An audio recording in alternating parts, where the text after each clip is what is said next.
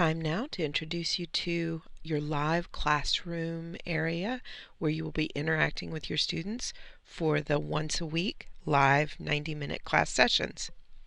Now this particular classroom that we'll be using is my office, my virtual office. Your classroom will look very similar. So we're going to spend the next few videos kind of getting used to the basics. We're going to walk through all of the steps and learn how to use the tools available. So yours will look very similar to this. However, probably when you log in, it will be blank. The reason that there is a slide in there is because we are able to upload what we call a default whiteboard, which means that whenever somebody comes into your classroom, that's what they see.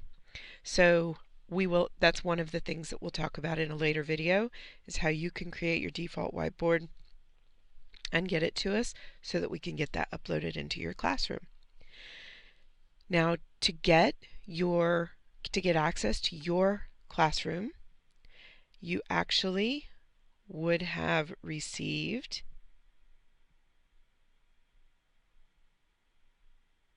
an email. Let's pause this and pull up a copy of it, the email, the type of email you would receive, so we can go over it. All right, you would have received an email with the subject line, "Important, do not delete your classroom links are inside," along with your last name. And you will only receive communication from us in your work email, so please make sure that you watch that video about how to access it and make sure that you are checking your work email at least once a day to check for communication from us and to make sure that you don't have any questions from any of the students enrolled in your class. The first thing that you'll need to do is verify each of the links to make sure that it actually opens up, that your name is spelled correctly, you have the correct title. I don't know whenever people are coming in, especially women, if they are Mrs. or Miss or Ms. or how they prefer to be addressed. So if there are any changes that need to be made, you can email us at support and we will take care of updating that information.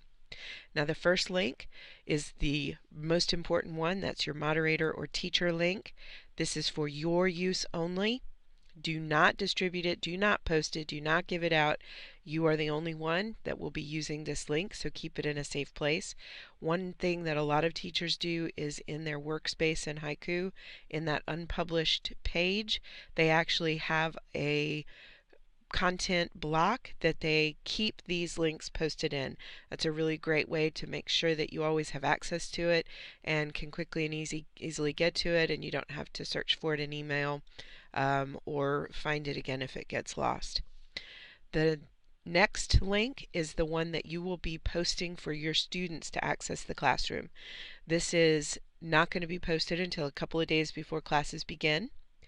You can post it in the unpublished area and then move it into the other one later onto the home page.